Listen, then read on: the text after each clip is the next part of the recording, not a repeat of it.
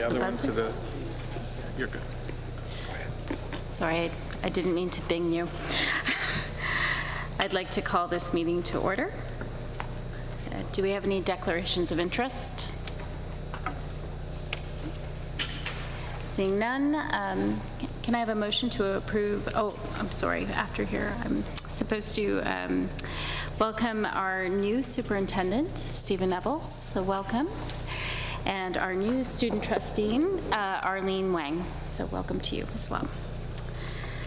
Can I have a motion to approve the agenda? Trustee Templeton, seconded by, Trustee Lundquist. All those in favor? Okay. That's supposed to vote. Okay. All right, and moving on to number 4, report from the Committee of the Whole in camera. Yes, Chair Forbes. The board approved the actions of the Committee of the Whole in camera and discussed appointments, administrative transfers and placements, personnel issues, and property matters.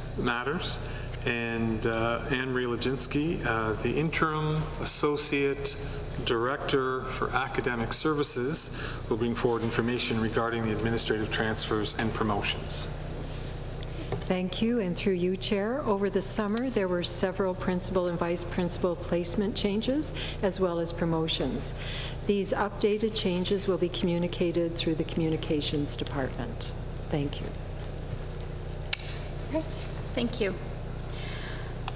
There are no community presentations tonight, so we'll move on to DDSB presentations, starting with 100 Strong Academy with Superintendents Hamid and Lazarus. Thank you, Madam Chair. Through you. The report can be found on page 1 of your package. The purpose of this report is to provide trustees with information on the 100 Strong 2019 Summer Program for Black Boys. This powerful and impactful event makes visible DDSB's commitment to implementing the strategies in the Compendium of Action for Black Students and engaging with the Black community to improve outcomes for all students. I had the privilege of attending the graduation ceremony at the end of the program this summer with the parent community and conversing with the parents on how this program is life-changing for their children. Boys who enter the program timid and hesitant to goal set leave the program with confidence to take hold of their destiny and lead. The strength and the sense of pride in the boys was palpable. They were walking tall and proud, having gained a sense of identity and a clear picture of what education had to offer them. So please join me in welcoming Principal Eleanor McIntosh, the organizer of this program, as she gives us insight into this summer's program.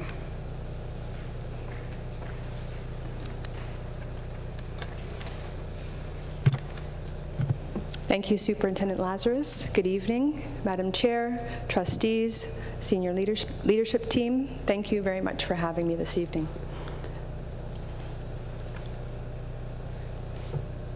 So I wanted to start off with the why and talk a little bit about why it is that this program is effective in the way that Superintendent Lazarus described.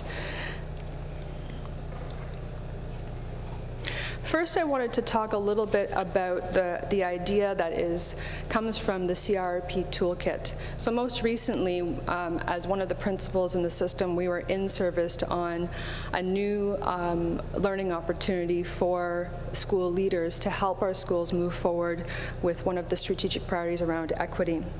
This program specifically really brings to life the idea of developing positive student identity.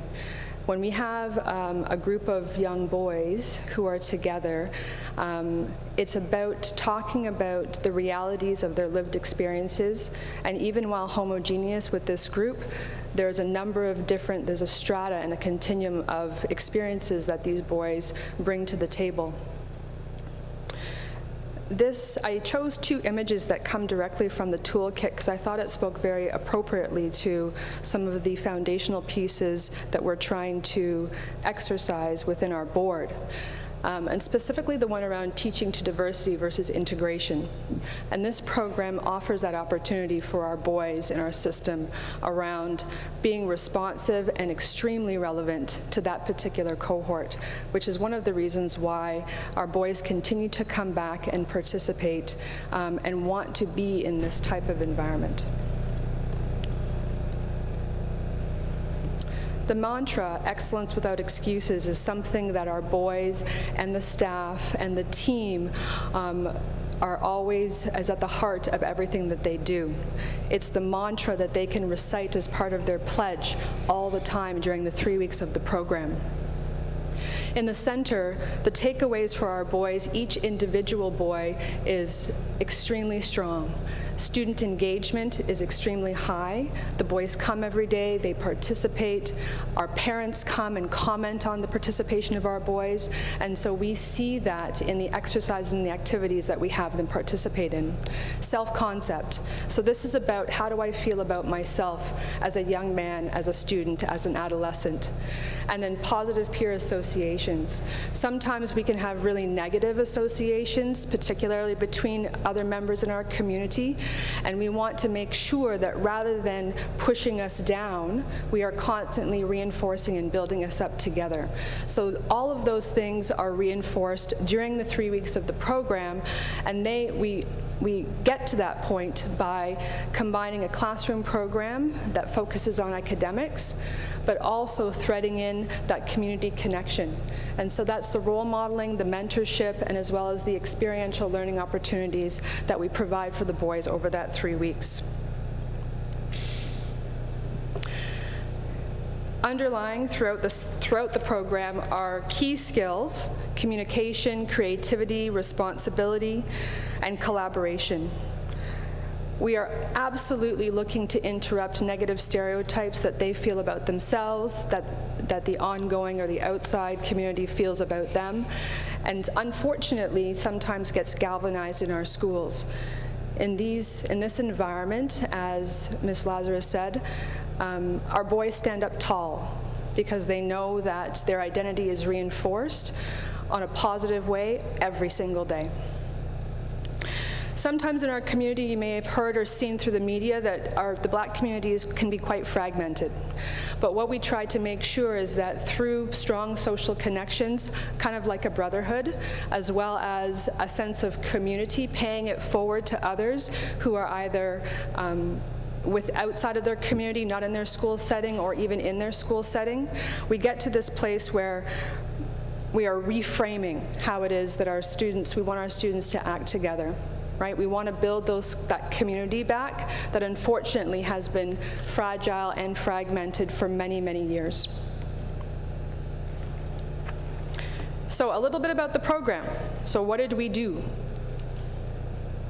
So who did we engage? We had 50 participants from grade 7 to 9 who are currently in grade 7 to 9 in total, 36 of them new, and this year we offered spots to returning students from last year and the year before. The reason for that is the demand. We have our students who have gone through the program, seen their parents and them have seen successes that have come out of the program and have asked us to consider them holding a spot for them. For those students particularly who were in grade 7 and 8, but also for a few who are now transitioning to 9. That to me signals that the need, the outcomes of the program certainly can garner long-term success. Even in the short term, our parents and our students feel a difference, but we know in the long term it will pay itself forward.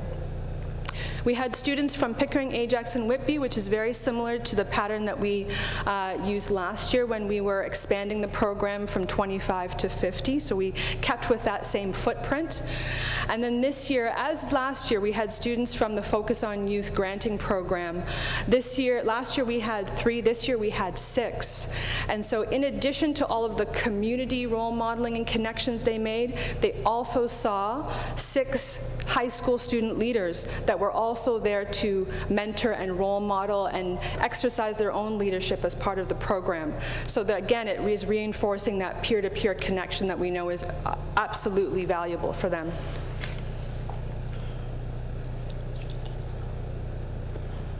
This is just a little bit of a breakdown of grade by grade. So the most we had this year would be our current students who are currently in grade 8, so they finished at the end of grade 7 last year.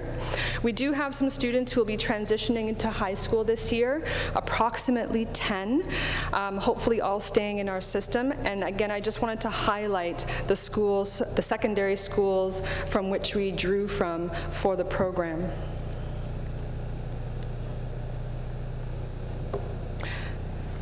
So, the teaching staff, along with all of the members who came to the program, all reflect an identity that is very parallel to our young men. And that's an important aspect to the program. Not necessary for their condition in the classroom ongoing, but certainly to accomplish the goals, that's something that's done very intentionally.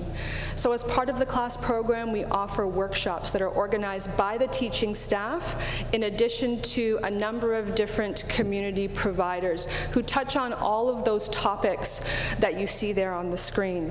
Some of those role models that we engage includes Sean Samuels, who's from Durham Regional Police, Owen Reed, one of our own DDSB social workers, Randell Ajay from Rise Edutainment, and Jeff from Black Sun Comics, who's an entrepreneur who makes his own graphic novels. Combined with that classroom program, as I mentioned, is that experiential learning, the role modeling, mentoring, and community connections that we offer through trips and excursions. So here's a list of some of the things that we did this year as part of the program, some of which we did in partnership with our Toronto affiliates. There were 2 occurrences where we did combine and do a whole group trip. As you can see on there, it's a wide array and diverse opportunities.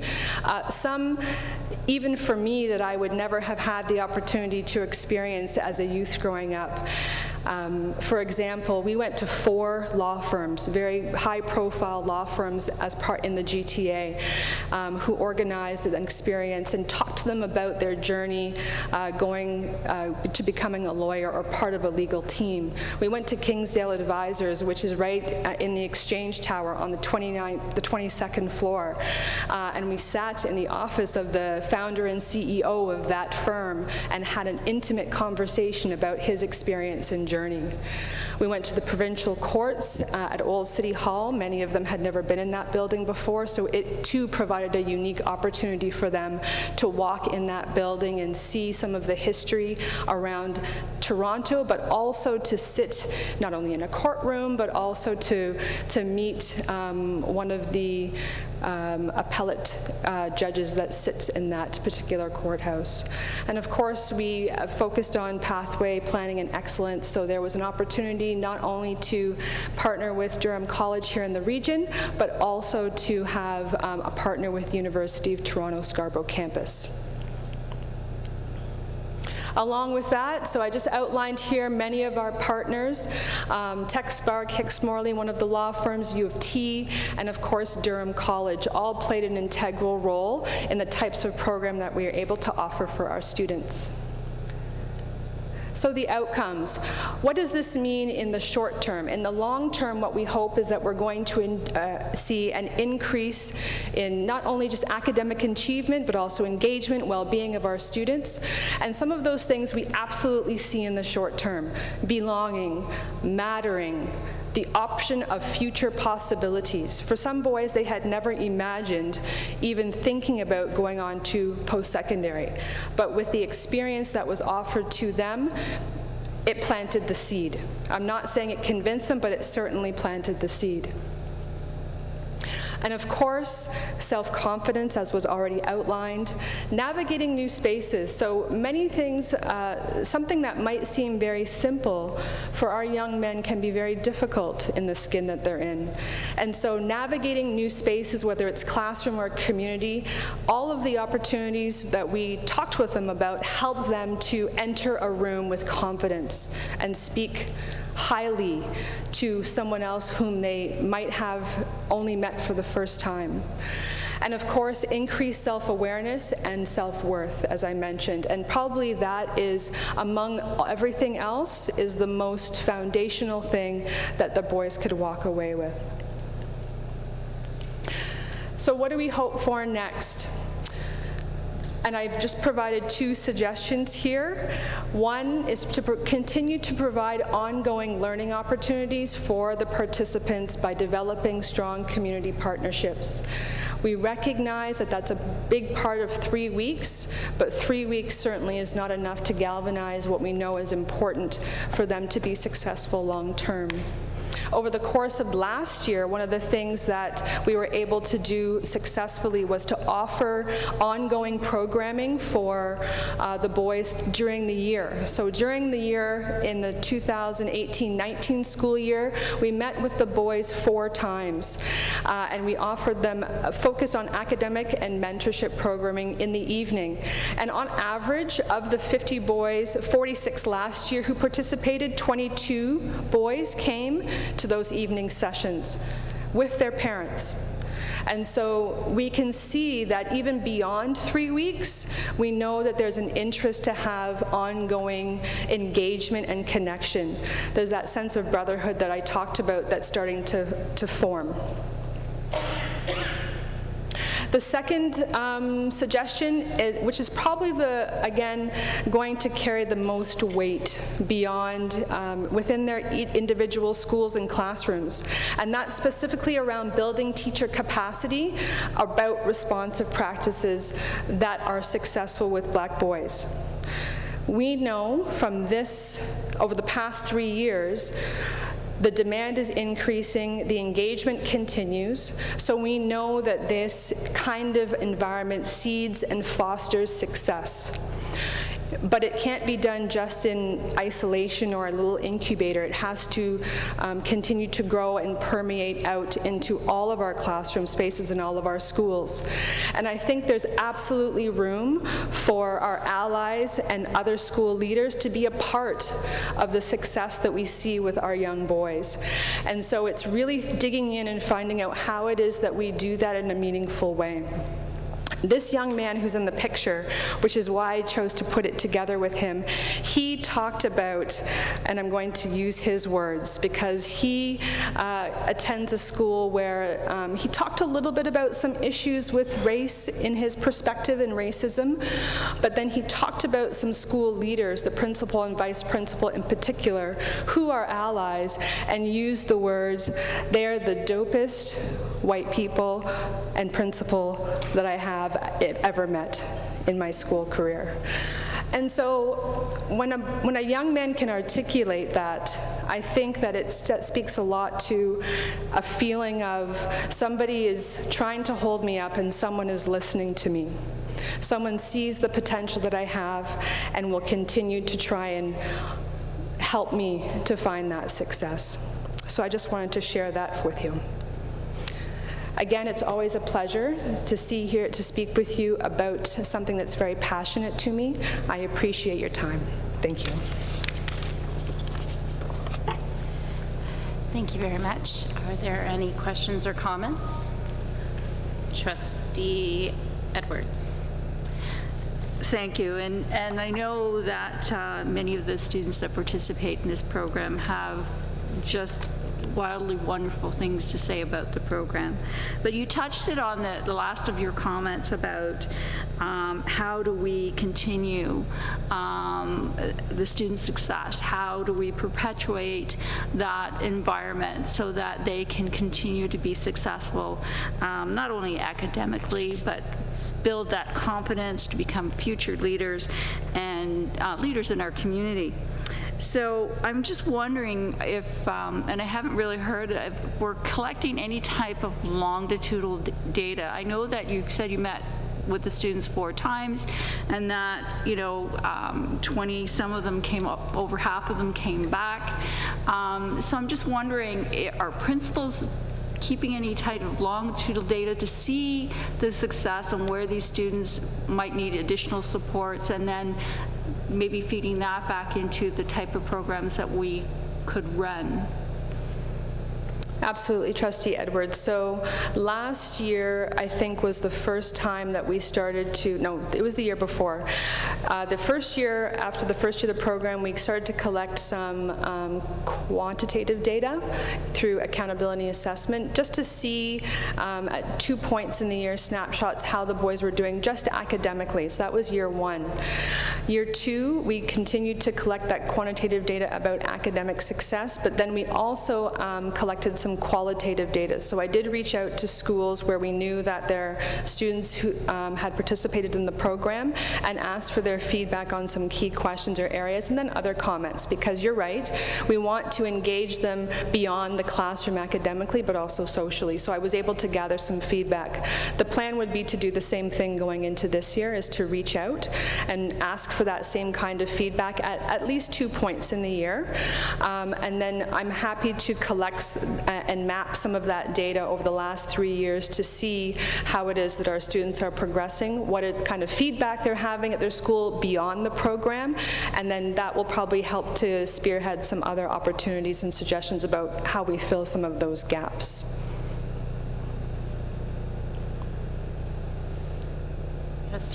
Trustee Lundquist. Thank you. I love your program entirely, but I did have one observation. So you speak about teaching to diversity, which I think is vital. I think that's far more important than embedding and inclusion in some ways. But one of the things that I thought was interesting was when you were presenting the law firms that you went to see. And so to me, experiential learning has to reflect that diversity as well. So those are all Bay Street firms. They're all a particular kind of world that is very far disconnected from most of us. And I recognize that I am not a boy, and I'm not a racialized person either, but I am a lawyer. And there is a huge spectrum of law that is not represented in that. And sometimes it seems to me that we go to the one big, bright, shiny thing, and we ignore all of the other things that actually are really important and meaningful. So I think I would just like to say there is a world of law out there that is not just that, where people are engaged in social justice, where they're engaged in changing the world for the better. And I think it would be really helpful to have those kinds of voices in a program like this. And I'm going to give you an example from my own experience to kind of highlight what I'm talking about. So I did a financial literacy course when I was in high school, and it was completely irrelevant to my existence because I was a poor kid in a poor neighborhood, and I wasn't actually going to be investing in stocks and bonds. But it would have been helpful to know that, you know, paying rent is probably the first thing I should do. So it seems to me that there's a big world, and we get caught in these big, big, bright ideas, but there's all of these on-the-ground things that actually really matter in the day-to-day, and I'm hoping we're keeping sight of that, because when I saw that list, I thought, oh, like there are legal clinics, and there are sole practitioners, including many people who are racialized lawyers. There are people who work in trade unions and who do all kinds of really exciting, interesting law, and I'm just hoping that we start reflecting that in these programs, because I think it might speak to people in a way that might not. Absolutely, I 100% agree with you that broadening the spectrum would be absolutely important. Just to give you some context to this particular experience, so it was more so these law firms in particular were highlighted only because a contact reached out to me, and so that's what we were able to get into, as opposed to having some other ones, and I would actually prefer local. It's always good to have it from our region as well. Connect with them to try and help them to understand the value of having an experience like this, and I find sometimes that's very difficult for law firms who I don't have a connection with. And so I would absolutely agree with you that those types of environments would equally, and probably maybe even better, because it doesn't seem such a far reach, for them to participate in. I'd be happy to learn more about how I can connect with them. Absolutely, thank you. Awesome. Thank you very much for this presentation. It's really remarkable, and I really appreciate you coming out and speaking with us. Thank you. No problem. Thank you, Madam Chair. All right, we'll move on to our next item on our agenda is the Durham Integrated Arts Camp with Superintendents Nevels and Peterson. Thank you. Through you, Chair Forbes. The DEAC report follows the 100 Strong report and can be found on pages 6 to 11. The purpose of this report is to inform the Standing Committee members with information and highlights from the Durham Integrated Arts Camp. Tonight we will have a presentation from Angela Davis, who is the Arts and Phys Ed Facilitator, and Melissa Rabjohn, who is a teacher at Viola Desmond, about this unique arts experience. And they will be joined, I believe, by 10 campers from this past year's camp. Angela? Thank you. Good evening. My name is Angela Davis, and with me today is Melissa Rabjohn. We are here tonight to share with you the success of the Durham Integrated Arts Camp 2019 and to give you a little information about what DEAC is and some of the highlights from the camp that was held in June this year. I have been involved in DEAC for the last 4 years as the camp director, as per my portfolio with the art facilitator for the arts. Good evening. My name is Melissa Rabjohn, and I am a teacher at Viola Desmond Public School. I have been involved with DEAC for 14 years, 7 as a camper counselor myself, and 7 as a staff member and coordinator head of camp. So we have also brought with us a small group of our senior DEAC campers, which you will hear from a little bit later. Through participation in the arts, students can develop their creativity, learn about their identity, and develop self-awareness, self-confidence, and a sense of well-being. Durham District School Board is a strong supporter of arts education, and the Durham Integrated Arts Camp, commonly called DEAC, provides an opportunity for students to develop these skills.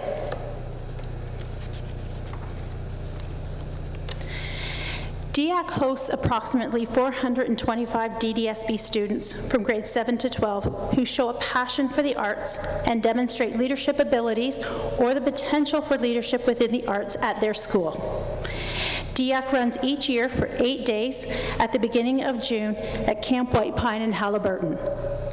DEAC focuses on the immersion of students in the creative outdoor culture, where learning in, about, and through the arts encourages each child's voice to be heard, fosters a culture of inclusion, and celebrates the diverse talents and skills that every child can bring in this unique educational setting. Students are engaged in arts-based classes that include dance, drama, instrumental and vocal music, musical theater, and visual arts.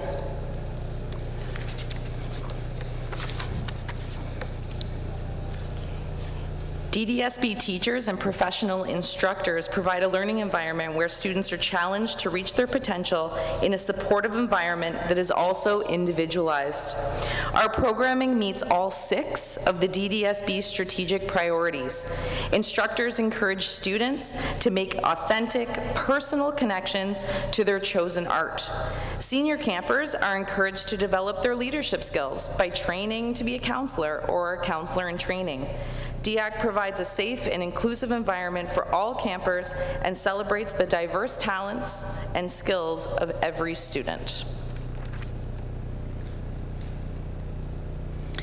So we would like to share with you a short video where 2 of our senior campers talk about the benefits of attending DEAC and advice for students thinking about coming to camp.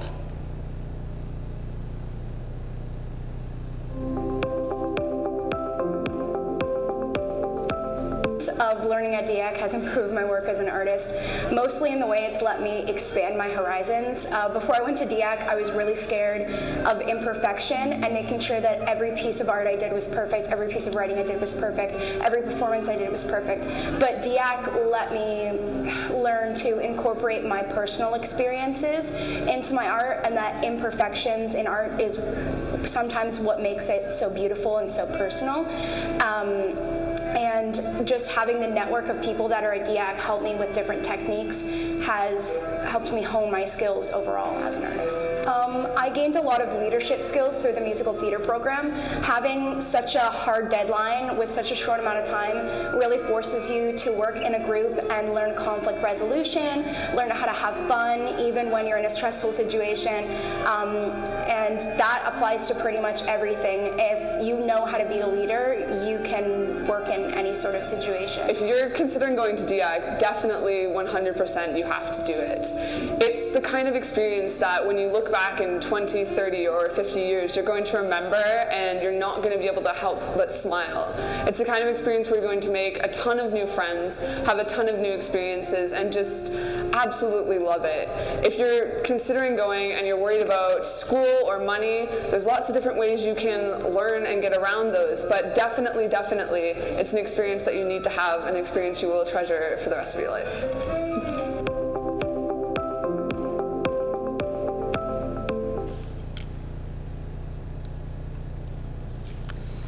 DIAC runs as a secondary school with 4 75-minute instructional periods each day, even on the weekends. All staff and campers eat all meals together in the dining hall, family style. Balanced meals are prepared in the modern kitchen by Camp White Pine staff with vegetarian, vegan, and gluten-free alternatives provided at every meal. Free time allows campers to enjoy the atmosphere at Camp White Pine. The recreation facilities are available for use at specified times each day. Basketball, road hockey, tennis, and volleyball are only a few of the land activities that are offered. A supervised morning run is available for all students who wish to participate. All campers choosing or engaging in any recreational water activity, including swimming, must pass the swimming test, and this is administered by the certified lifeguards from Camp White Pine and supervised by DDSB staff.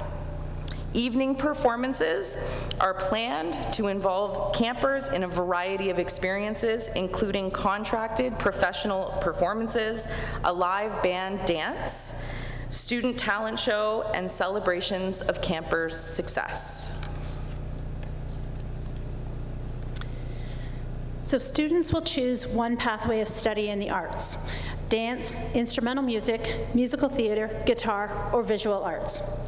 Each major consists of 2 75-minute classes through the course of the day, except for visual arts, where students must select a minimum of 2 visual arts classes. Additionally, students will select 2 additional elective options, one of which must be an arts option. The bolded electives are the only physical activity classes offered, and students may only select one of those. There is certainly taught curriculum at DIAC, learning techniques, sharpening skills, but there is also caught curriculum, the culture and tone, the caring relationships, the way people interact and are connected with each other. Connections are prioritized at DIAC, and the content follows. Surveys are sent out each year to get feedback from students, parents, and staff who are involved with DIAC. One instructor said, "In the short time we spend together, I get to watch ideas flourish, passions ignited, friendships cemented, emotions embraced, creativity taken from a mere kindling to a raging inferno. And most importantly, if you look close enough, you may get the chance to watch lives transform right before your eyes," for both campers and staff. Here's some of the feedback that we received from students, parents, and teachers for DIAC 2019.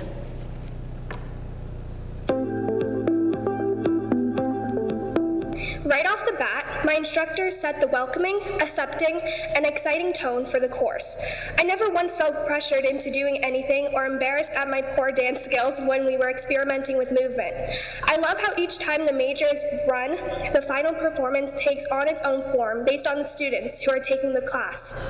Staff executed a flawless camp year that was educational, inclusive, positive, inspiring, and a safe place for all campers. I have no suggestions other than continuing with the dedication that has always been put into camp, so hopefully many generations can benefit and grow from this camp as I have. I feel like I took things away from this class that I now use and integrate into my everyday lifestyle, such as values, views, and ways of thinking. Being a counselor at this camp has been beyond a privilege. Our son had the most amazing time. The counselors, the campers, the activities, he loved it. Normally a little on the unmotivated, uninspired side, his enthusiasm and positive attitude upon returning home really floored us.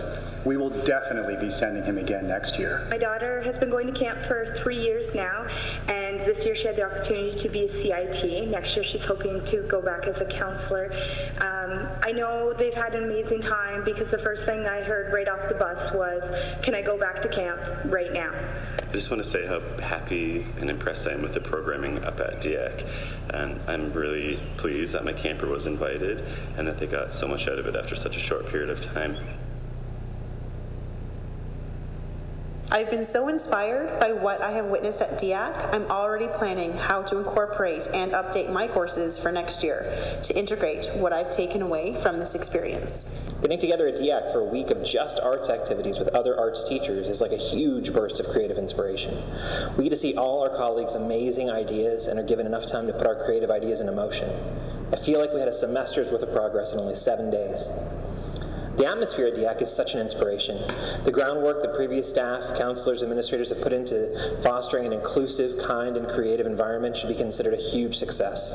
Everything we did there rests on that foundation of support. The professional development comes from collaborating with colleagues and working with some of the most talented students across the region. DIAC is a wonderful space where everyone can openly explore, experiment, and take risks without feeling any academic pressures or judgment.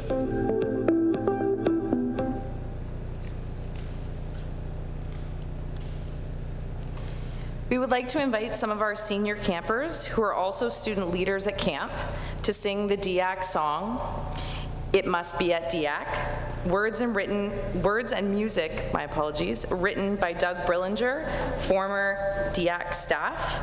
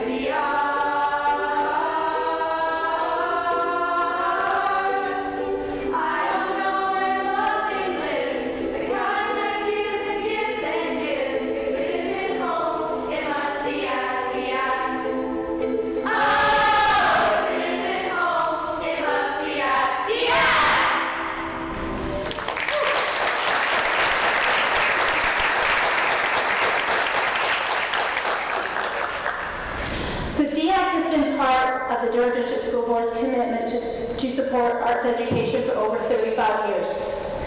DEAC will continue to be a place where our students feel safe, welcomed, and included, and where students feel that they truly belong and that they truly matter.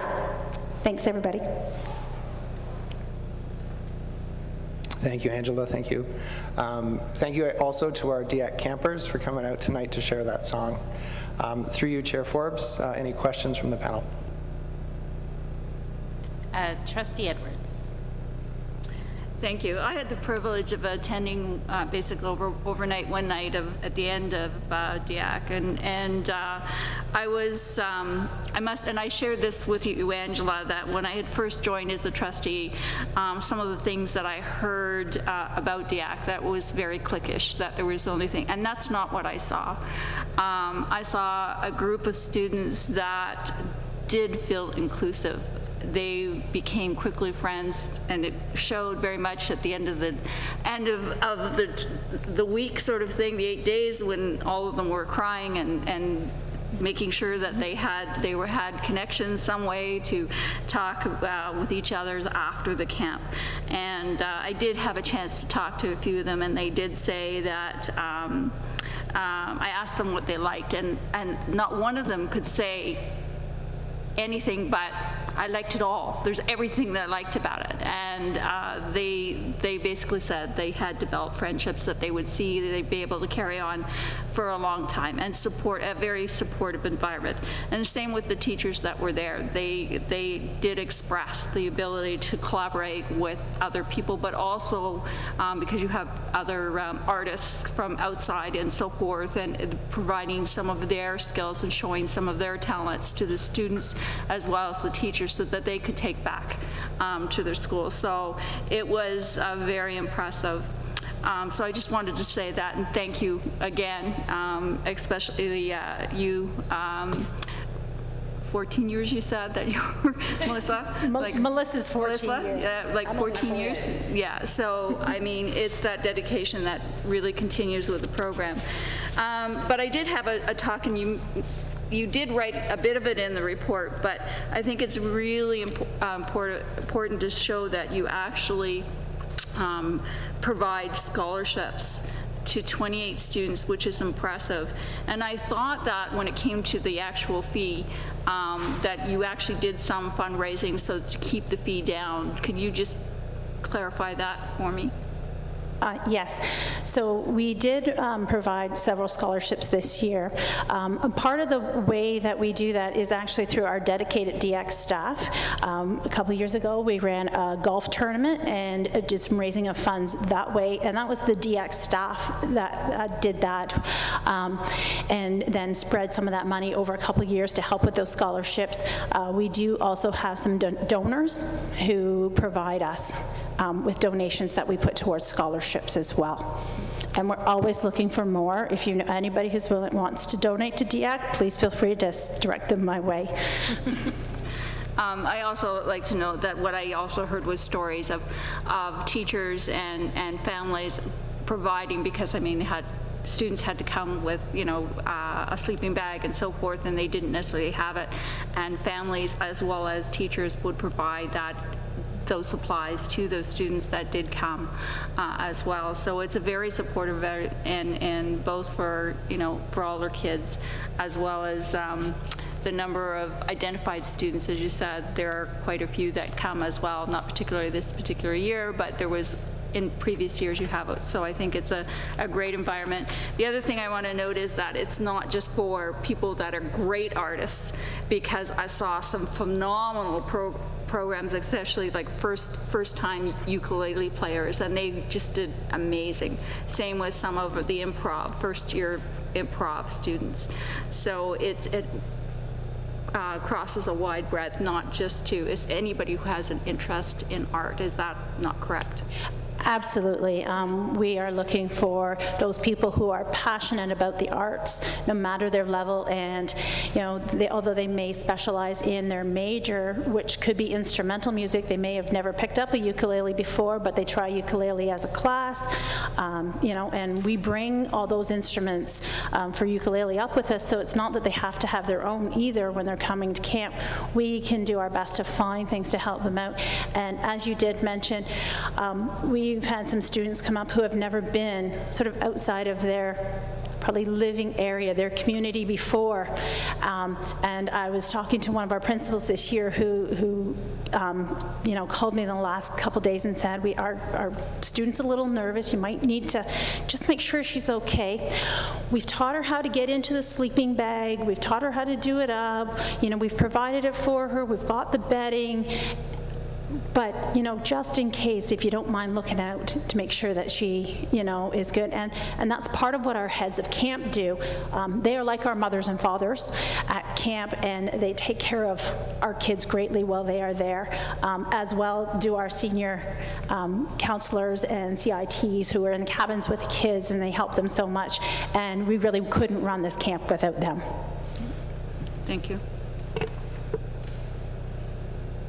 Well, I would like to say thank you, Angela and Melissa, and thank you to the senior campers who came out tonight.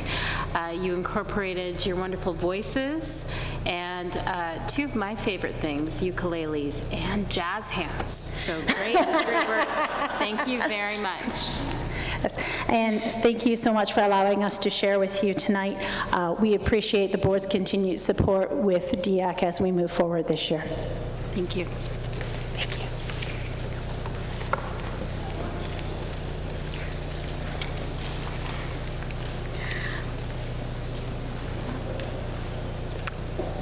All right, we'll move on now in the agenda to supports for students with autism spectrum disorder with Superintendent Macaulay. Thank you, and through you, Madam Chair. The report can be found on pages 12 through 18 in tonight's agenda. In the DDSB, we have a comprehensive approach to supporting programming for students with autism, our fastest growing cohort of learners with special needs. Supports include fostering educator learning, direct student support, and ongoing partnership with community partners involved in direct service and family supports. The purpose of this report is to provide trustees with information regarding supports for students with autism spectrum disorder facilitated through the DDSB Autism Resource Team, working in collaboration with the Inclusive Student Services Department colleagues as well as school staff. Two members of the Autism Resource Team join us this evening to present. Please join me in welcoming Renata Colantonio, a board-certified behavior analyst and instructional facilitator, Cheryl Wellwood.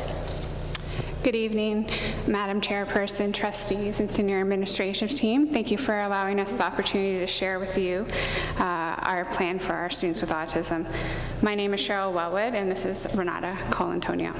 The Autism Resource Team is proud to ignite learning, providing support and capacity building for the DDSB staff, which aligns well with our core and strategic priorities. We like to highlight the breadth of services available to provide our students with autism today. Partnering with our Inclusive Student Services team, the Autism Resource Team supports over 1,900 students with autism spectrum disorder in a range of classroom settings.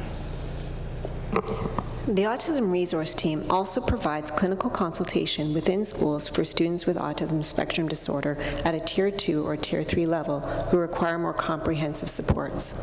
In addition, the Autism Resource Team provides ongoing consultation to the 12 structured learning classrooms throughout the board and liaises with community partners within our care, treatment, custody, and correctional programs. The impact of the resources and capacity building that has been facilitated by the Autism Resource Team, we feel is best brought to life through the use of visuals. We'd like to take this opportunity now to share with you a short presentation. We would like to preface that our video is not of professional quality, as that's not within our wheelhouse, but we hope that at least serves to highlight the programs for students with autism spectrum disorder that are occurring within the Durham District School Board, and we thank you for your time.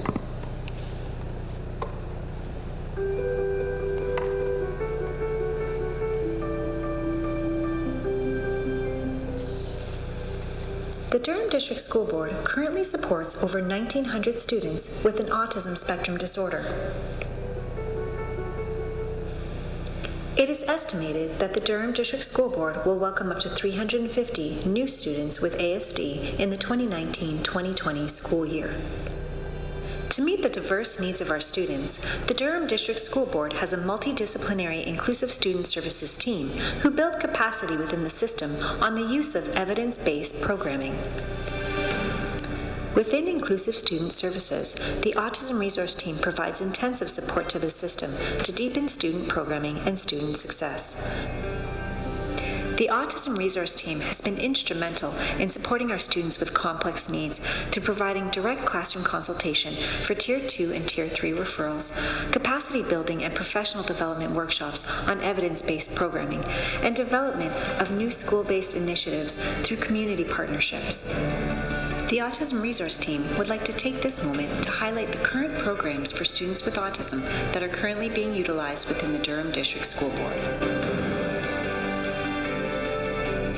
Teachtown Basics is a blended curriculum that uses the principles of applied behavior analysis to deliver instruction via computer-based discrete trial training lessons and classroom-based generalization lessons.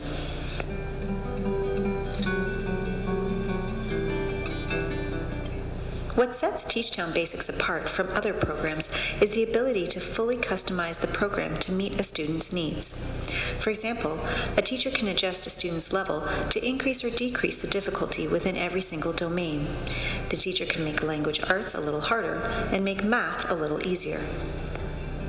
The program also enables a teacher to input a student's individual IEP goals, select lessons that align to those goals, and then run sessions that specifically target those lessons. Teachtown Basics has been implemented with the ministry funding for after-school programming for students with autism spectrum disorder. To date, approximately 40 students have participated in this program across the 3 years of funding.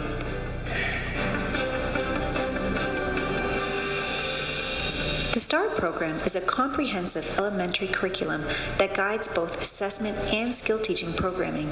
It uses the principles of applied behavior analysis to teach language, pre-academics, functional routines, play, and social skills. The curriculum is equipped with all the necessary programming materials that are required for implementation. The STAR program uses empirically validated instructional methods from applied behavior analysis, including discrete trial training, pivotal response training, and teaching functional routines. The curriculum also includes an online bank of resources of behavioral supports, such as token boards, visual schedules, and much more. Each lesson contains detailed steps for setup, implementation, and teacher responses for correct or incorrect answers. It also provides direction on when to advance to the next lesson.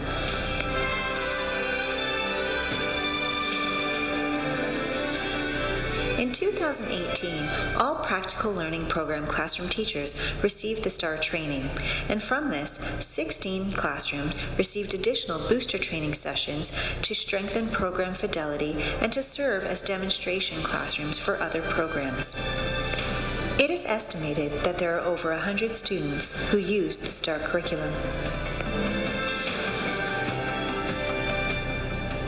LINKS is a web-based curriculum for intermediate and secondary students with autism spectrum disorder that guides assessment and skill teaching programming. Affiliated with the STAR program, LINKS uses the same instructional methodology to teach students skills for independence across school, community, and vocational routines. Together, these programs facilitate successful student transitions from the elementary to secondary level. LINKS is also fully customizable to allow a teacher to create and save an unlimited number of routines or modify instructional levels. In addition, LINKS has an online bank of pre-developed school and community routines with new routines being added regularly. In 2018, 11 PLP secondary teachers received the LINKS training within the Durham District School Board. It is estimated that there are over 30 students who are actively using this program. The Secret Agent Society uses multimedia curriculum for students with autism between 8 and 12 years of age who experience challenges with social and emotional resilience. The Secret Agent Society delivers computer-based lessons and spy gadgets to engage student learning. Currently, over 21 educators have been trained on the Secret Agent Society program. It is estimated that there are over 50 students who have utilized the SAS resources. And the Autism Resource Team continues to support teachers with implementing SAS in their classrooms or on a one-to-one basis.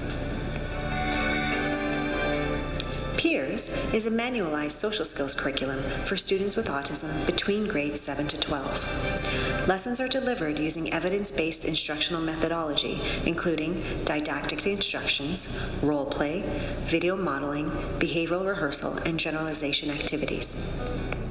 PEERS offers a range of topics for instruction, such as conversational skills, appropriate use of humor, sportsmanship skills, conflict resolution, and skills for responding to teasing or bullying, and many more. In 2018, the PEERS program was provided to over 100 educators, with manuals provided to every attendee. For the world we're gonna make. We kindly thank you for your time and look forward to updating you on these programs in the future. Continuing to individualize the educational experience for all of our students is at the core of inclusive learning and the priorities of equity and success. With the most recent ministry announcement in July regarding the Ontario Autism Program, we now anticipate welcoming up to an additional 350 students with autism over the current 2019-20 and the 2021 school years. This extends the previous projection of enrollment by January 2020. We are proud of our achievements in building capacity and creating a learning environment which promotes student success and well-being for our students. We will continue to be agile in our response as we welcome new students with ASD into our classroom to support both the students and their families. This concludes our report, and the team is happy to respond to any questions.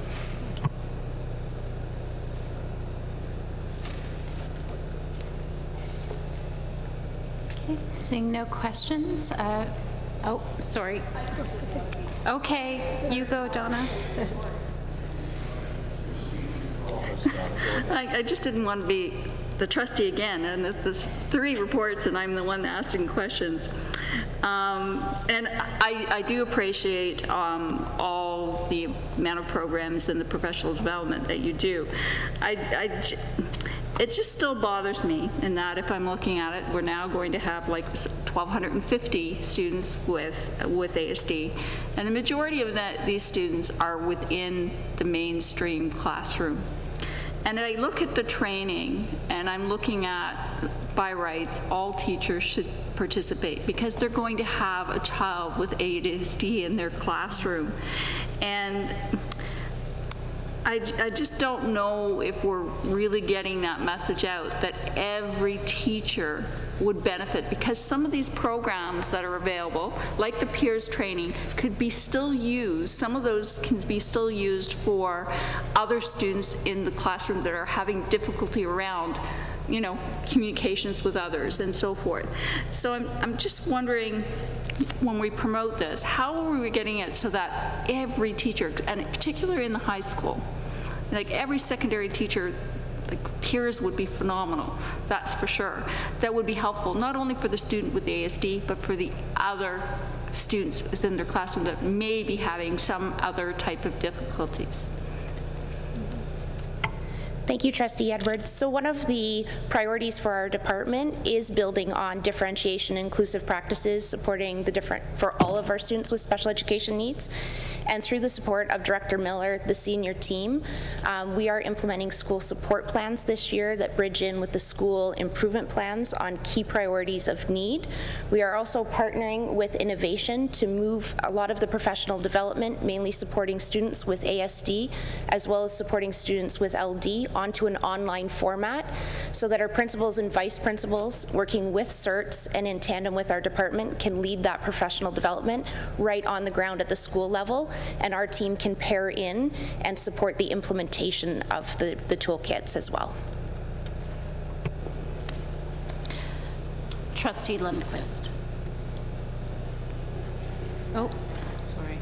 I have 2 questions, I think, probably for Superintendent McCauley. So the or perhaps Director Miller. So I know that we've faced significant funding shortfalls with respect to special education and autism particularly, and I know that there was a government announcement about increasing funding, and do we have a sense yet of if we will be getting more funding to assist us with the enormous demand that we're going to be facing? Thank you. Through you, Madam Chair. At this time, the ministry has confirmed our after-school funding for continuation of programs such as Teach Town, but we have not heard any additional information coming from the recent announcements. But as well, a reminder that we have the Special Education Reserve Fund, and with the commitment of both the Board of Trustees and senior team, should the need arise, then that conversation will be tabled to start expending that fund to meet need. Sorry, I have a bit of a supplementary observation or comment, maybe question, maybe all of those things. So I'm struggling with this particular program because I speak to a lot of parents who have children with autism, and I read the report, and there I see the word effective being used over and over and over again. And I'm wondering how much outreach we're doing with parents to make sure that they think we're being effective, because that is not my sense of things, and that is worrisome.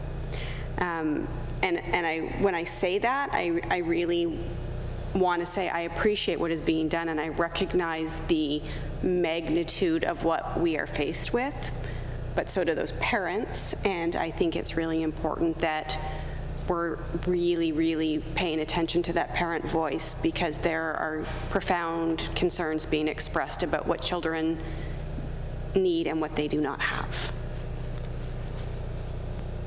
Thank you, and through you, Madam Chair. Thank you for that comment. One of our goals this year is to increase the engagement of SEAC as well, and I appreciate your comment. We'll take it back to our leadership team, and together in tandem with SEAC, we'll come up with a plan to engage parent voice to a greater degree. Thank you. Yes, thank you very much for your presentation. I absolutely had some of the same comments that Trustee Edwards did. I made note of some of the programs, because I really do believe that the capacity building and supporting obviously our students with ASD is important, but also building the capacity and the knowledge across our system to support other students who may not have an ASD diagnosis, but maybe have similar challenges where these programs could be beneficial. So thank you very much for your presentation and all of your work. Thank you. Thank you very much. Thank you. All right, and we'll move on to the next item on the agenda, which is the Early Development Instrument, EDI, with Superintendent Markowski. Thank you, and through you, Chair Forbes, the report can be found on page 19 of your package, and it also includes information under a separate cover. The report this evening provides trustees with information on the Cycle 5 Early Development Instrument data, commonly known as EDI, collected by kindergarten educators during the 2017-2018 school year. The Offord Center released the Cycle 5 EDI data late this past June under the guidance of the Ministry of Education. EDI results frame the challenges that families, schools, and communities face in supporting their children's development. The data is used to inform the work being done across our board and help increase general awareness of the developmental needs of children within their community and across our district, as deconstructed in the EDI report through 5 developmental domains. At this time, I will turn it over to Stacy Lapine, our Senior Manager of Early Years, and Claire Morgan, our Manager of Early Years, to take us through our presentation and highlight the various strategies and initiatives that have been implemented across our system to address EDI vulnerabilities. Thank you, Superintendent Markowski. Chair Forbes, Trustees, Director Miller, we're going to start our presentation off this evening by looking at a short video that will talk about what the Early Development Instrument is all about.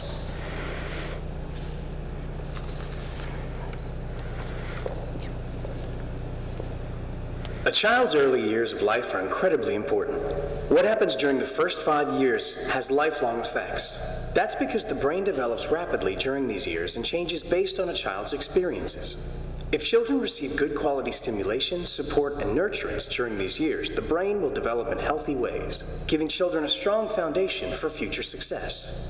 Sadly, not all children have positive experiences during these crucial years and lack the stimulation, support, and nurturance needed for the brain to develop in the healthiest way possible. That means there are more challenges for these children as they grow. Many later problems, including school failure, antisocial behavior, teen pregnancy, obesity, high blood pressure, depression, coronary heart disease, type 2 diabetes, premature aging, and memory loss, can be traced back to early childhood. But if we help children and families early on, we can avoid many of these negative outcomes thanks to the brain's ability to easily change and adapt at this stage, something that becomes much harder as we age. Investing resources during this unique window of opportunity provides the best return on investment, with governments receiving between $4 and $8 back in benefits for every $1 spent on early childhood programs. That is why knowing how our young children are doing is so vital for their future well-being. If we don't know how children are doing, we can't identify any problems. We can't effectively help them, and we won't know if things are getting better or worse. To stay informed about children's early development, communities across Canada and around the world are using the Early Development Instrument, or EDI for short. The EDI is a teacher-completed questionnaire developed by Drs. Dan Offord and Magdalena Janis at McMaster University in Hamilton, Ontario, Canada. The EDI measures kindergarten children's ability to meet age-appropriate and developmental expectations across 5 general areas: physical health and well-being, emotional maturity, social competence, language and cognitive development, and communication skills and general knowledge. Teachers are best suited to complete the EDI because they know the range of appropriate child behaviors and skills within a school setting. And by the time they complete the EDI in the second half of the school year, they have had plenty of opportunity to see how each child learns, plays, and interacts with other children. After teachers complete the EDI on each individual child in their class, the results are grouped together to give a snapshot of how children are doing across schools, neighborhoods, cities, or even provinces and countries. Children who fall below the standardized EDI cutoff scores are referred to as vulnerable.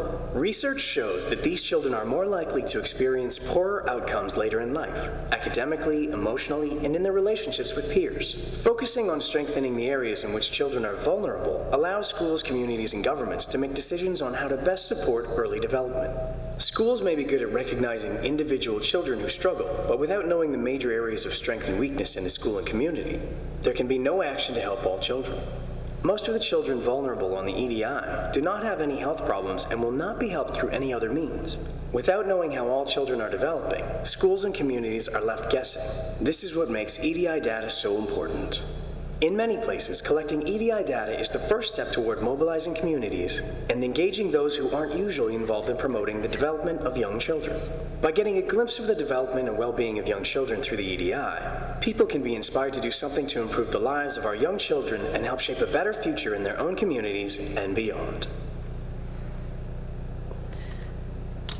So at the Durham District School Board, we have participated in the EDI for 5 cycles. So stemming back from 2005 and 2006 was cycle 1, right through to 2017, 2018, where we engaged in cycle 5 and collected EDI data.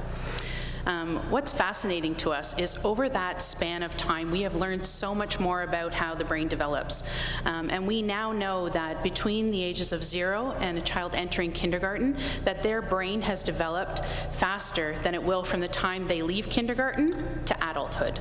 And that's fascinating. And so it tells us that we really need to focus in on the early years and why it's crucial that we focus in on the development and health and well-being of our youngest learners. So in 2017-2018, we brought together 365 teachers. We trained them on the EDI questionnaire. We trained them on brain development, child development, and how to successfully complete the questionnaire. Out of the 365 teachers, 4,740 questionnaires were completed on our SK children.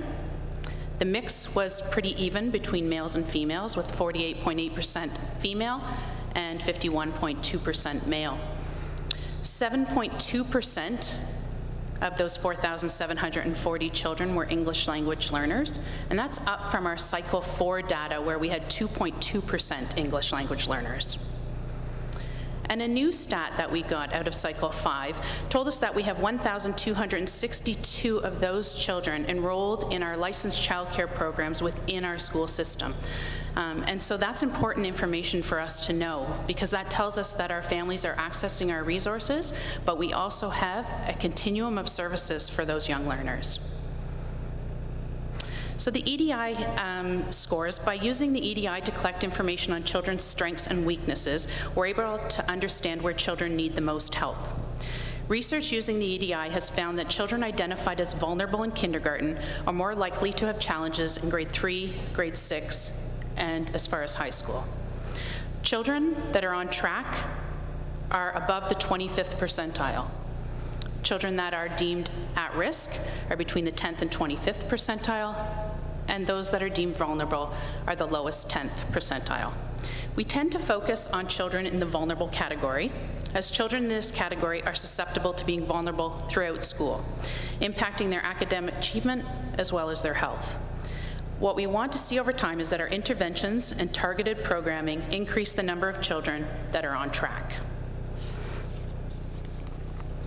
So today we're going to look at one municipality within our district, and we're going to look at the students that are on track and thriving. We're going to compare Cycle 4 data from 2014-2015 to Cycle 5 data 2017-2018. And what this is showing us is that in the majority of the developmental domains, that we are maintaining or seeing a slight increase in the number of SK students that are on track, with the exception of physical health and well-being, where we're seeing a slight decrease of 2%. So when we explore trends in child development over time, what we want to know is whether children are doing better, whether they're doing worse, or whether they're staying on track. So comparing children based on certain demographics is an effective way of understanding the contextual data. And so that we know that there's some factors that have been shown to influence EDI. Socioeconomic status is one. Sex of a child is another. Language learner status. The availability of early developmental programs in their community or in their area has an impact. Thankfully, many common challenges faced by children are preventable, or at least can be improved with the help of early recognition and management.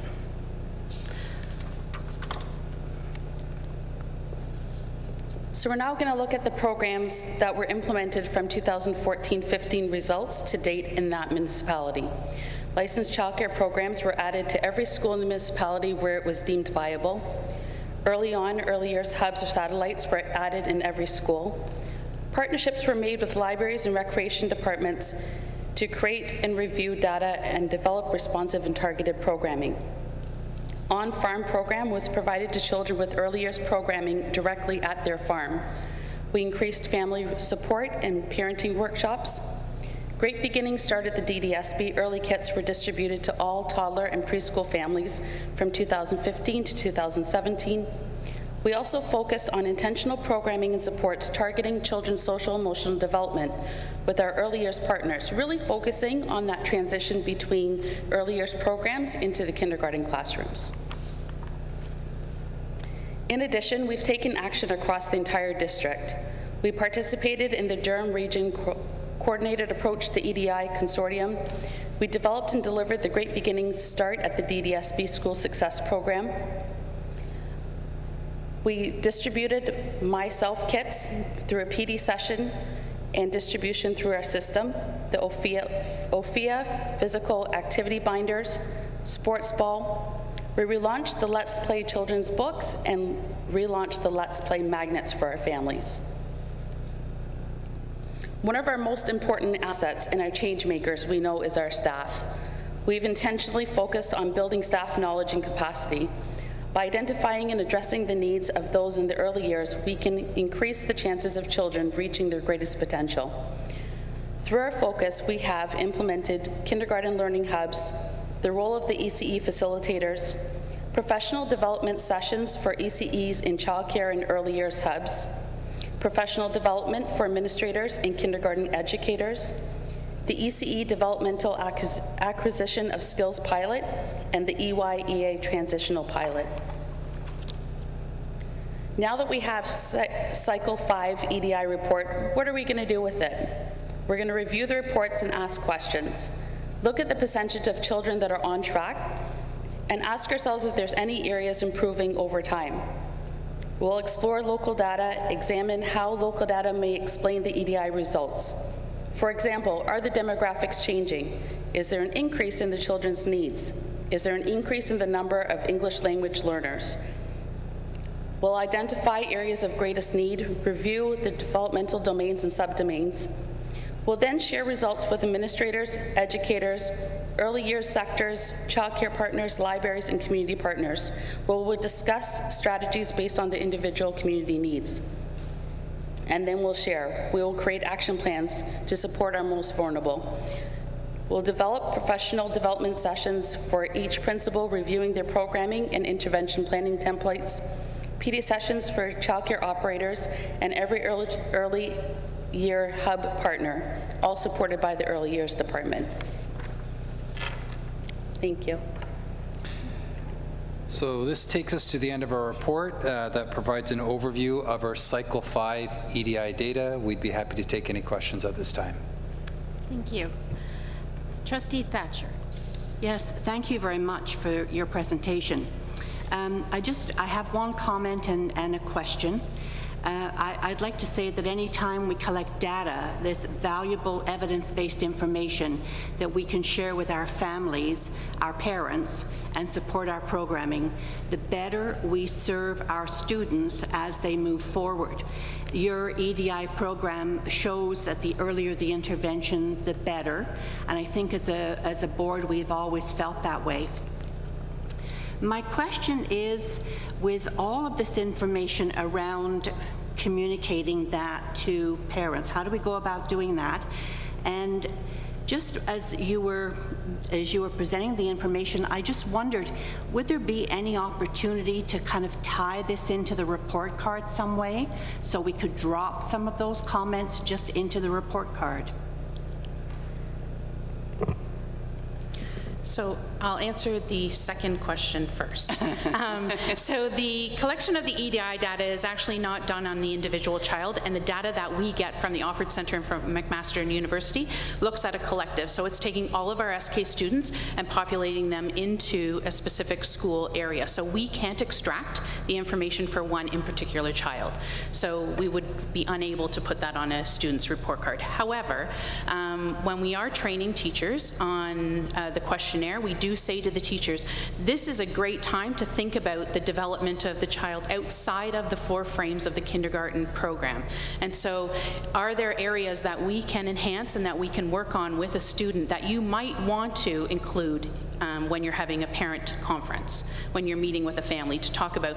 An example would be, my child is able to climb stairs. Did you know that by the age of 4, your child gross motor skills should allow for your child to be able to climb stairs? Is that something that you've practiced with your child? So they could have those informal conversations, but it's not something we would put in writing on our communication of learning. And then your first question was about how we were going to share data with families. And so we actually, the information that we get at the school board level is confidential data. So for each individual school, we don't share that to the broad sector. What we do is we talk from an asset lens and talk to families about what they can do with their child to enhance their child's development. Because this data is telling us as a system and as a community that we may have some deficits in our communities as far as programming available for children. Do we have library programs? Do we have recreation programs happening? Do we have dance and movement programs happening for children? Do we have early literacy programs happening for children? So it's working with families to say, these are critical for your child's development. Let us help you find these programs, and if we don't have them, it's our responsibility as an early years community to make sure that we're getting those resources into your community. So we actually don't share the specific data. Thank you. You're welcome. Thank you. Thank you. Trustee Barnes. Thank you. I just wanted to thank you guys for the great work you've done. We've journeyed very far over the last few years of how much we've started to focus on the early years programs. And I just wanted to, I'm excited about the data. I'm glad that we're going back at all times and reassessing where we are and how we move forward. I was just looking at one, that physical health and well-being data that seemed like we were going in the wrong direction. I just wanted to ask if there was any insight on what that might consist of, or is that something that we're changing? I noticed we have one particular partnership. Are we looking at whether that worked and we need to change that, or what the next step is around changing the data for that? Thank you. So we are not alone in the vulnerability area of physical health and well-being. The provincial data tells us the same thing. This is happening across our province, so we need to look at what's happening with our children from 0 until the age of 5, because the average age of our EDI questionnaire, the children are 5.7. So what's happening from 0 to 5.7 in the province of Ontario that's leading to children not being physically healthy and well. And so we, again, need to work with our provincial partners. We need to work with the ministries. We need to work with all of the libraries. We need to talk about what programming is available to support children to be physically active. So sometimes in my office I sing this song and my staff and my team says to me, like, where did you hear that from? I'm like, don't you remember? Like, it's a song about not sitting in front of the TV and getting up and being active. And it's those kind of things that back, in the 70s we had on TV as reminders, like, get up and be active. And so what are we doing as communities to support children to be physically active? What are we doing to be responsive to that? But we're not alone. And I think that's key to note, is that we're not alone in that. Okay, thank you. Another follow-up to that. And I just wanted to commend your team on the learning centers that have been set up. I've seen a lot of parents that really appreciate being able to come into schools and get their kids involved before they start kindergarten, as well as the partnerships that we're doing for daycares have been phenomenal. I've had a really good feedback from parents from being able to have their child in that school and then to graduate to junior kindergarten and to continue from there. So that plan is really working, and I really appreciate that. Thank you. Thank you, Trustee Barnes. All right, we will move on to Trustee Barrett. Thank you, Chair Forbes. Just a quick question and perhaps a comment based upon what your answer is. The EDI methodology, is it something that is endorsed, enhanced, or supported by the Ministry of Education in the province of Ontario? Or is this something that that each board is doing, or something that we have invested and seen the value of and kind of taken a leadership role? So cycle 1, 2, and 3 were invested by the CMSMs, actually, by the regional municipalities who approached the school boards and said, we would like to fund this because this is something new and we want to do it and we want to track results.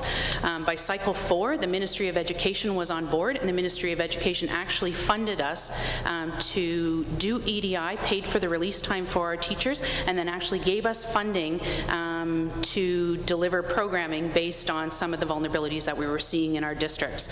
And then cycle 5 was again totally funded by the Ministry of Education for teacher release, questionnaire time, and we just received the data in June, so we don't know whether we'll have any capacity building funding attached to that through the Ministry of Ed, but definitely the Ministry of Ed has adopted it, and now for cycle 5, it was across the province. Every single school board in the province was required to complete EDI.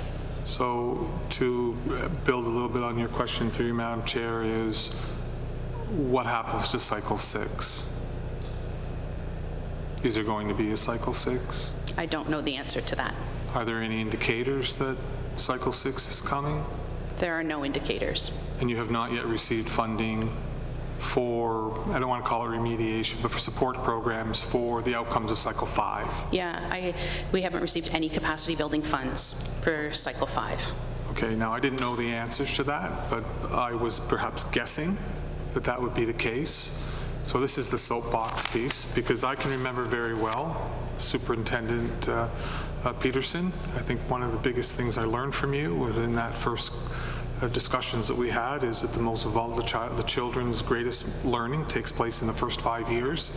And as someone who employs individual, that's kind of scary that no learning really takes place after age 5 in the sense of the capacity building. And then I hire them at 22 and worry about the continued development.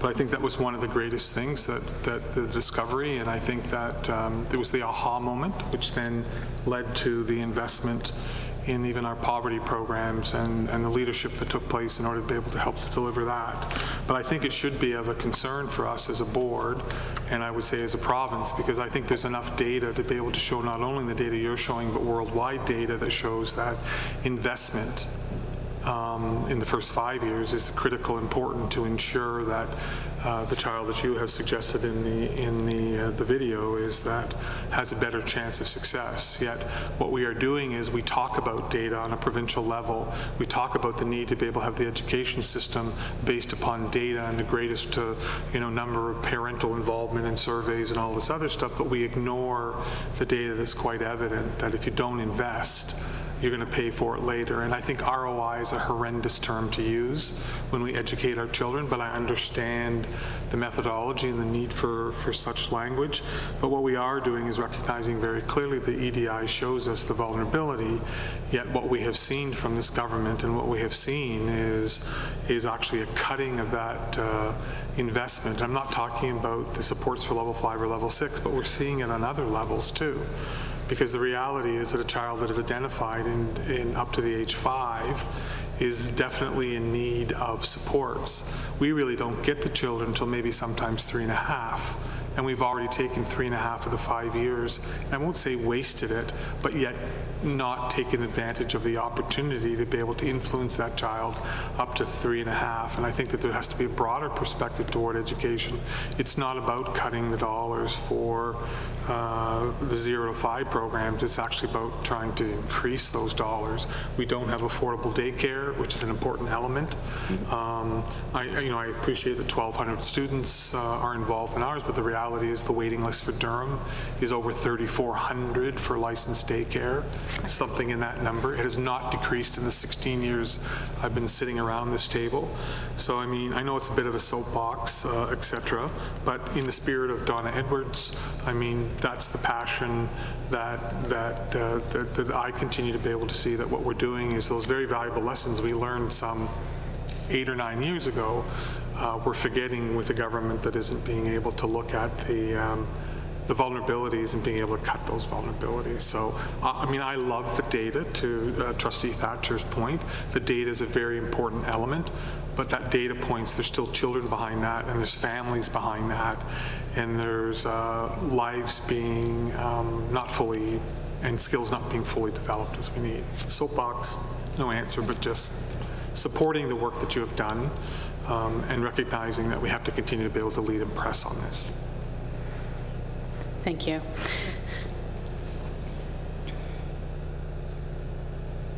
I wanted to thank you for the summary report and the information. I agree. Now, the one question, I have a couple of questions, and it has to do with neuroplasticity. Now, we know that, yes. Sorry, can you repeat the question? Sorry, neuroplasticity. Okay. So we know that this is a very fertile time, very important time. But there's been a lot of research that has shown that it doesn't stop at 5. We're still quite capable of developing not just our hard academic skills, but our executive functioning skills. And I was just wondering, do we have kind of a follow-on development plan for beyond, and I know this is maybe outside of your wheelhouse now, but do we continue to support our students once they've kind of gone past the early years to continue to develop these skills? So you're correct. It does go to another area of expertise within our system. However, I will respond, and if I respond inappropriately, Superintendent Peterson, will you jump in, or Superintendent Markowski? So our curriculum team does a fantastic job of working with all of our educators and identifying our students and working with our students. And what we do know is that EDI is a great predictor of EQAO. And so Sylvia's team is very aware of the trajectory of a child and knows that when we're seeing a student on the EDI data is telling us that they're vulnerable in one or more domain, if they're vulnerable in one or more domain, by the time they get to grade 3, we know that their EQAO scores are going to be 20% lower. And so Sylvia's team is on top of that and working, and she has her coaches and her facilitators in the schools, and they are addressing all of that on any given day. Fair? Thank you. And the other point is, I can only imagine with the demographics so rapidly changing in the Durham region, that continuing to collect this data would be really vitally important for us as a system to continue to evaluate where we are and where we need to go. So I understand that we're waiting to hear with bated breath if Cycle 6 will be funded and how that'll work. But I think that, you know, it's so very important, and I did like seeing the ROI. I agree it's not a great analogy, but for the $1 spent in the early years, the return to society is so great, and that's a message that I don't think we hear nearly enough. And to collect the data and to follow and make improvements in our system so we're really supporting these students is wonderful. And I'm sorry, one more thing. I was wondering about how the information is communicated back to the teachers. So sometimes I know teachers, they get pulled out and they do different surveys and they fill in different faces on the data and they fill out different things, and I don't always know if that impact of this work is always communicated. Is this communicated back to the teachers who did the surveys? So we are in the process of developing professional development that will go out to the system so that all educators can access it. So not only the SK teachers that completed the questionnaires, but all of the teachers and early childhood educators and educational assistants across the system, as well as administrators. Thank you. And I'm sorry I had 3 questions, but thank you very much for your time, and your presentation was wonderful. Thank you.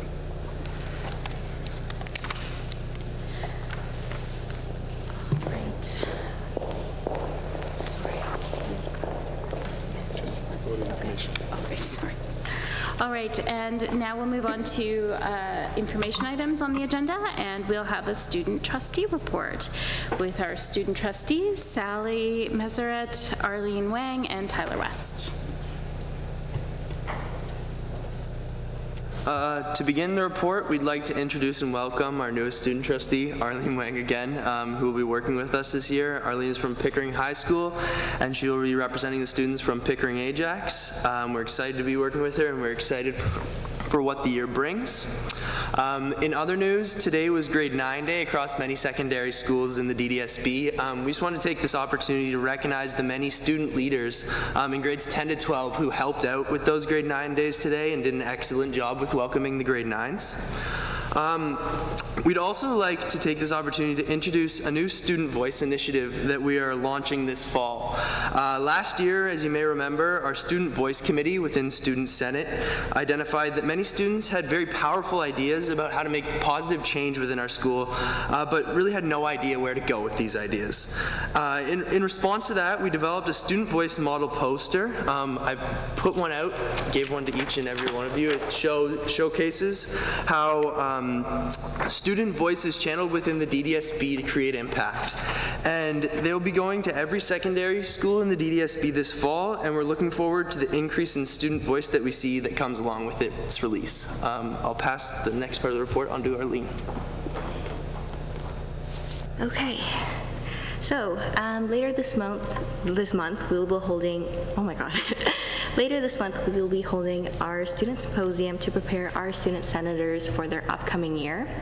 At Student Senate, 2 students from each high school in Durham will be representing their schools, and these students are a crucial link between their school's own student body and the other school representatives, as well as the board.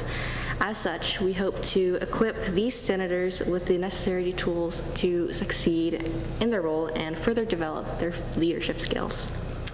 We look forward to working with them on our 3 pillars, which are student voice, equity, and well-being. Thank you so much. I'll pass it on to Sally. Thank you. So I'm going to speak quickly about OSTA ACO. So in response to the ministry-mandated 4 e-learning courses, the Ontario Student Trustees Association released a survey to students in grades 8 to 12 across Ontario regarding their experiences taking e-learning. The survey gathered over 6,000 student responses, and it is with pleasure that I'll note there will be an accompanying report released early next week outlining the findings of the data and accompanying recommendations to our provincial government outlining the student perspectives on e-learning and the impacts this will have moving forward. This concludes our report, and we would be pleased to answer any questions. Thank you. Okay. Well, don't see any questions, but thank you for the updates. And again, welcome Arlene, and we're looking forward to working with all 3 of you this year, and thank you very much. All right, so we will move on to the next item on the agenda, summer learning programs with Superintendent Markowski.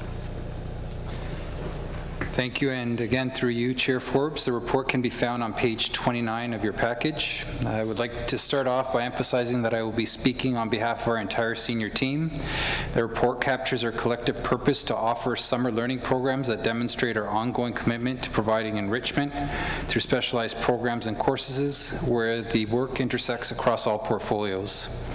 The report highlights the learning programs offered this past summer, along with appendices which describe the type of program, relevant data, information about impact and any financial implications. Each of the camps, courses, and programs were carefully designed in response to the needs of our community and with a clear focus on equity. Many of our partners contributed to the development, funding, and delivery of the programs. We trust that the summer learning programs will result in improved achievement for students as they enter school prepared with skills, confidence, connections, and supports needed to become successful learners. That concludes our report, and if there are any questions, we'd be happy to take them.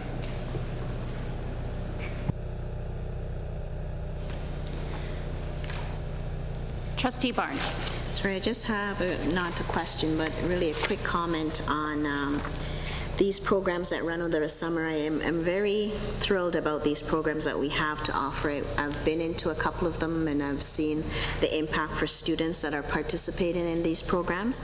I've seen the involvement of parents as well that are really excited about these programs.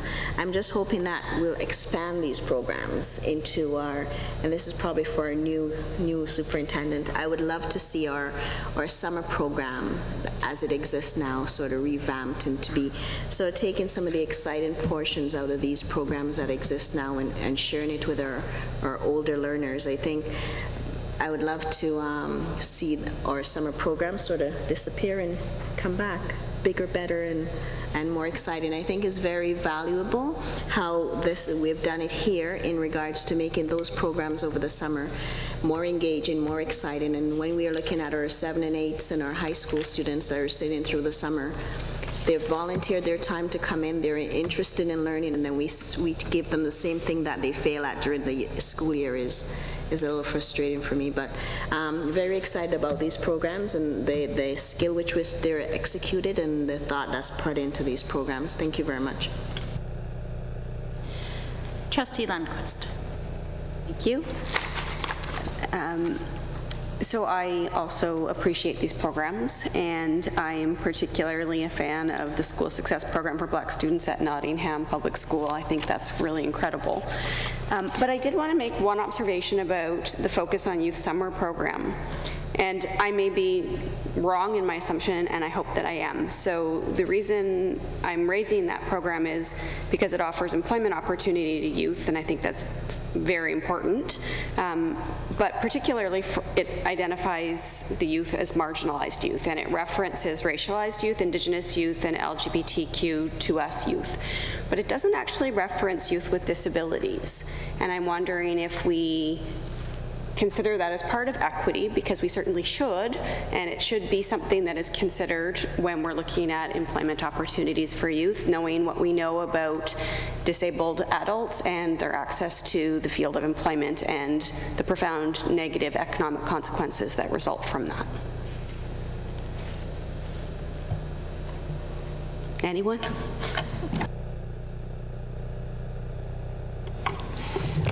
Thank you. That's a very valid point when we look at our equity work. And in fact, we were just exploring some programs that we could do for disabilities with youth and looking at grants that we could do. Actually, I spoke to Trustee Edwards earlier in the summer about some creative things that we wanted to do. And Superintendent Macaulay and I have met once over looking at those types of opportunities. I did meet with a parent who came in to also talk to me about that in the summer. So stay tuned. We will have more information, and we are doing research on that right now and how we can expand and offer those types of programs to youth with disabilities.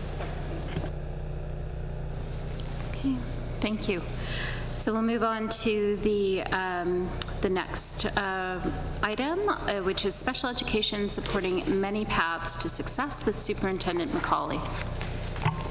Thank you, and through you, Chair Forbes. The report can be found beginning on page 42 of tonight's agenda, and a copy of the poster resource was included with your agenda package.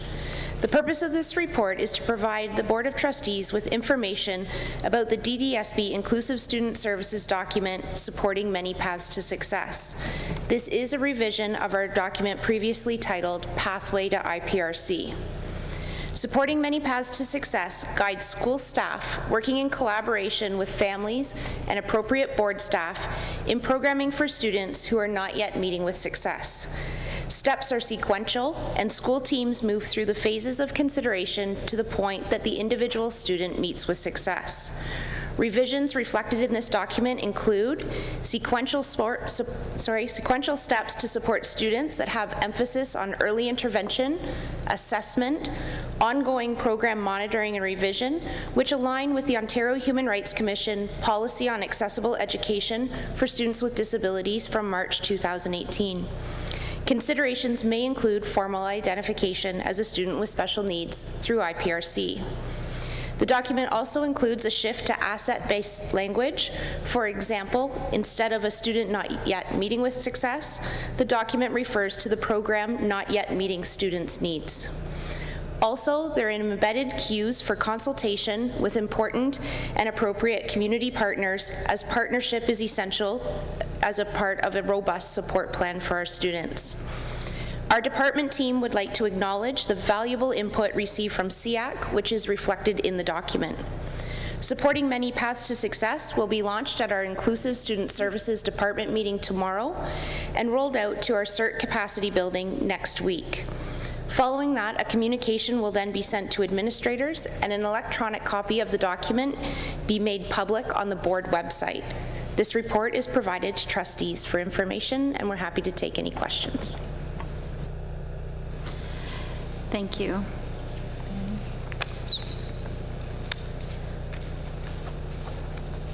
I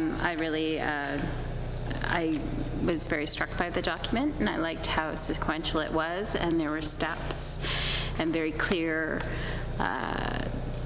accommodations, interventions. I think it's very clear, and I'm really happy to hear that it'll be made public on the website, because I think when we're all collaborating in a very public way on how we support our students with spec ed needs and through the IPRC process and how we can support them, I think it's really very important that everyone is on the same page and there's no questions. So thank you very much for this.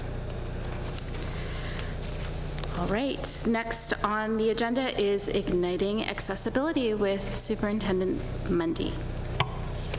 Thank you, and through you, Chair Forbes.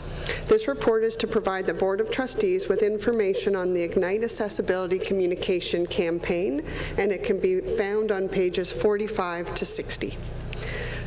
The two of the outcomes from the Ignite Accessibility multi-year plan are provided in the background information, which focus on building understanding of inclusion and equitable outcomes, and communicating through multiple platforms about the right to disability-related accommodation.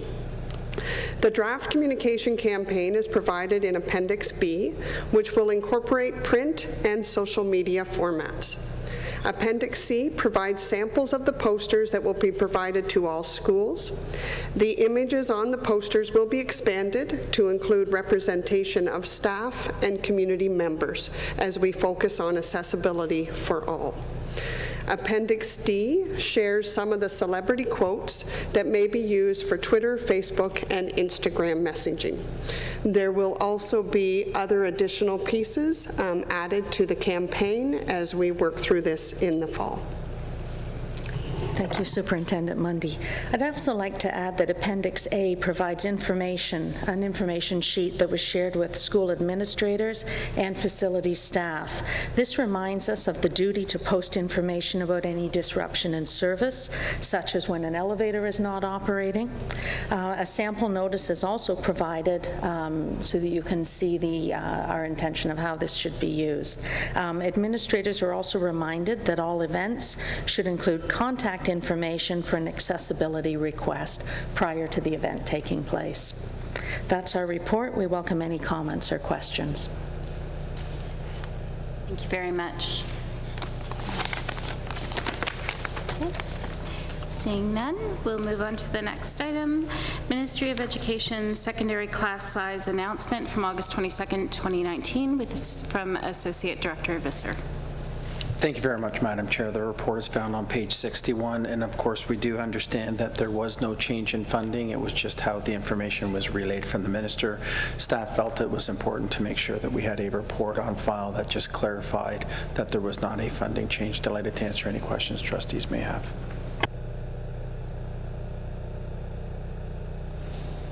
All right, seeing none, we'll move on to the next item on the agenda. Oh, sorry. No, I'm talking to myself, just short of being upset. Okay. Okay, so we'll move on to the next item, which is the TDSB dress code, brought to you by Trustee Noble. Perfect. Thank you, Madam Chair.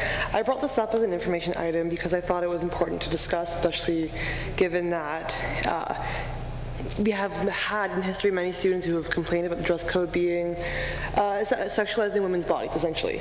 There's an article from 2018 in October from Durham students that say that they feel objectified and sexualized by the dress code, saying that it targets female students.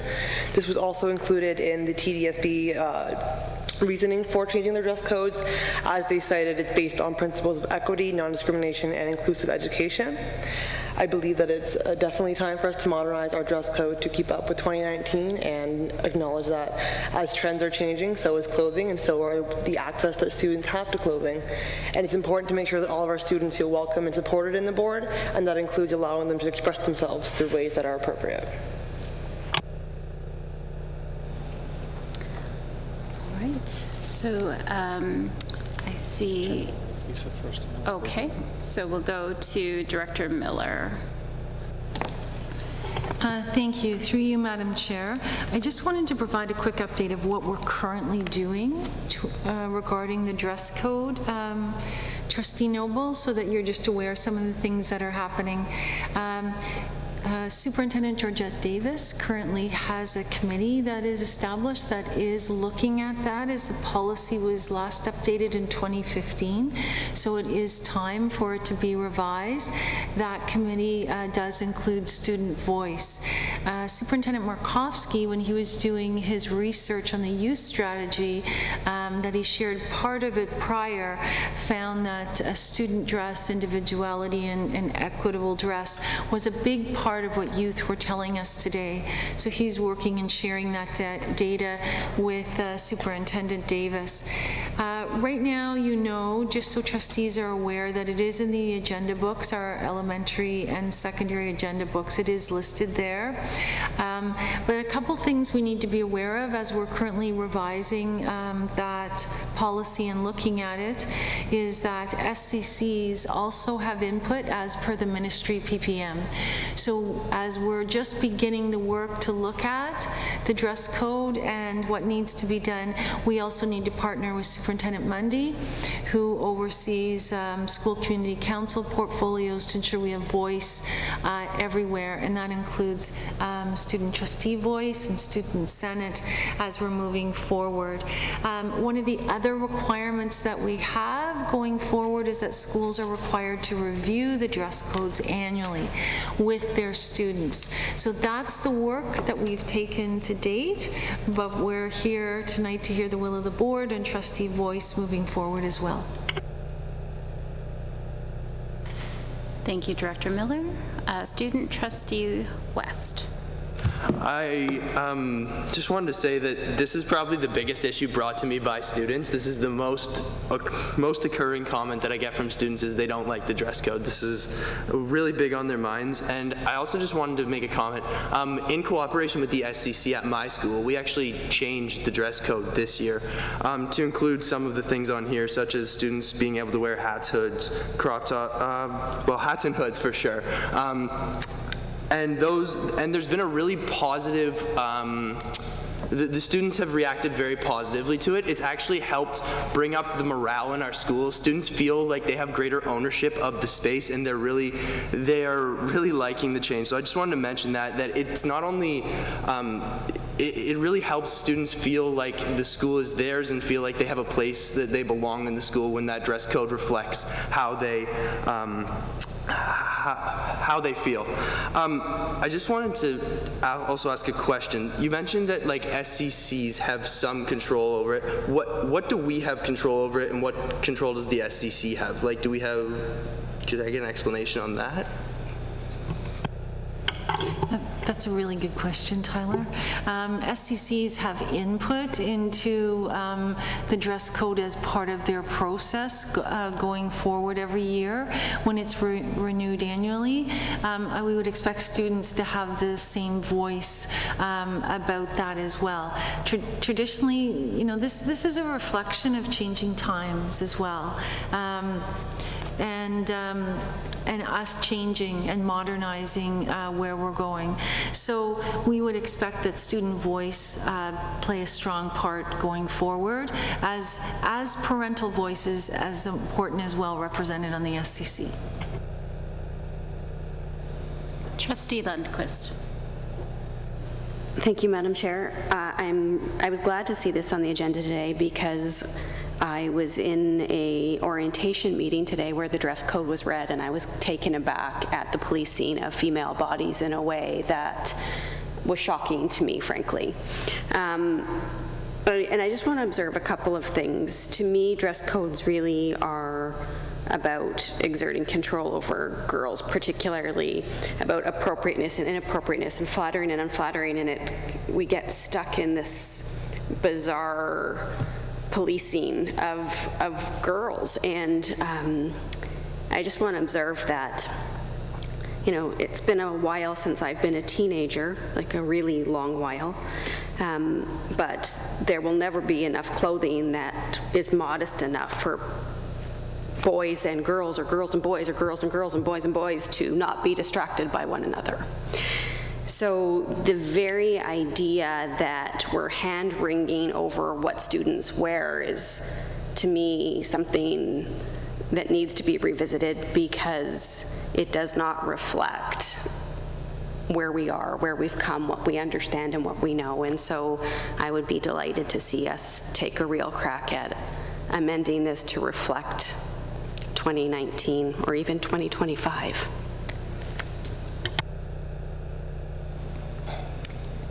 Oh,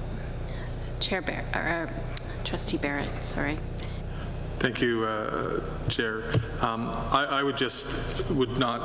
not going to disagree, because there's obviously, even in the workplace, the workplace has changed quite dramatically. In my own workplace, we do not have a dress code anymore, so that it certainly has changed dramatically. So, and you dress appropriately for the appropriate occasions. But I would suggest that this is something that I really don't think that trustees should lead. I really think that as an adult, we should really look to the leadership of our student trustees to be able to work with, and there's already a standing committee that can then work together. I think we have some of the finest leaders within within our student trustee representation, and I'm encouraged, I'm encouraged by Tyler, by your comments with regards to what you've been able to do, and not negotiate, but to work in partnership with on being able to alleviate that. And I think there's a real opportunity. As an adult, I'd love to be able to be in control, but I don't think this is really a place for necessarily for us ourselves as trustees, but really a role for leadership with our student trustees and with an existing committee that's already there that can work towards that. So, just my opinion. Student Trustee West. I just wanted to mention that we would be absolutely delighted to work on this, especially within our Student Senate, get student voice from across the board, and I think that would be an excellent idea. Thank you. I just want to quickly say I agree with the sentiments that have been expressed. As the parent of a teenage daughter who comes home with messages of outrage, really, around dress coding and being, and this may not be, intentional, but being made to feel that she, as a female, is responsible for attention from the opposite sex in particular, or someone who may find her attractive, is so very outdated in terms of messaging to women, and I would really welcome any opportunity that we can, as a system, as parents, as trustees, as students and student trustees, and all of our leaders, SCC leaders, to really come together and really address this and look at the messages that we are sending our female students and our male students. I think we have to tread very, very carefully and respectfully. So thank you all for that. All right, we'll move on to OPSPA report by Trustee Edwards. I'll try to keep this short, because I know it's the last item pretty much.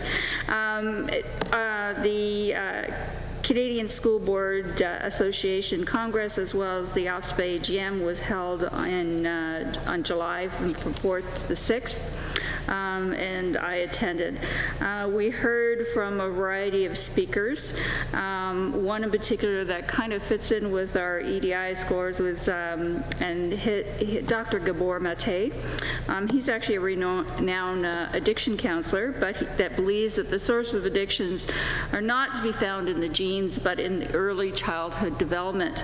In particular, that he talked about the brain and how the brain develops into childhood, and it either develops either fragilely or stable depending on the environment, the social economics, and so forth, and that behaviors follow. So he talked about attachment a lot and how that it is really important for students, for young children, to develop attachments. And without those attachments, those social attachments, those supports in place, that the behaviors usually follow. He's written several books, and actually his presentation, his notes, most of the stuff is actually available through the OPSPA website, their presentations. The other one was around skills and skills development. That was quite interesting, and it was the coming of skill revolution. It basically said that, 84% of our high school students will change their careers by the time they're 25, at least once. And that a lot of the jobs that companies need now are doers, crafters, technicians, facilitators, providers, and problem solvers. And that where we seem to fail is sort of the soft skills development of our students. And that you can apply the technical skills very easily from one profession to the other. But it's those soft skills that we need to develop in our students. And he also talked about that our teachers need to start to understand the workforce and get to know the workforce, because it is changing. There are jobs out there that didn't exist when they went through school. And just for an example, they talked about miners, basically the profession of a miner, their job has been automated, will be automated by 93%. So the skills required for miners are totally different. You're looking at more technology skills and software. So it was quite interesting. There was quite a few other presenters. We also, at the AGM, just so people know, that the executive has remained the same. The president is Kathy Abraham from KPR. First vice is Michael Barrett, and the second vice is Carol Ann Sloat. They were all acclaimed in the position. Most people, the membership thought that they were doing a great job and they would continue in the role. Some of the VPs of the various regions have changed. In particular, our VP for Central East has changed to Corey McBain, who's the chair of York Ward. Our next we have a Central East meeting that will be held, I think, October 5th, I think it is. I'll have to check the note, but Durham is hosting that meeting, just so you know. So that's when all trustees from the 5 regions that are involved, Central East, will get involved. And that is my report. Thank you, Trustee Edwards. Before we move on, I just wanted to quickly circle back to item 8F on our agenda, and I just wanted to check with Director Miller if you wanted to make any recommendations about the dress code. Thank you, Chair Forbes.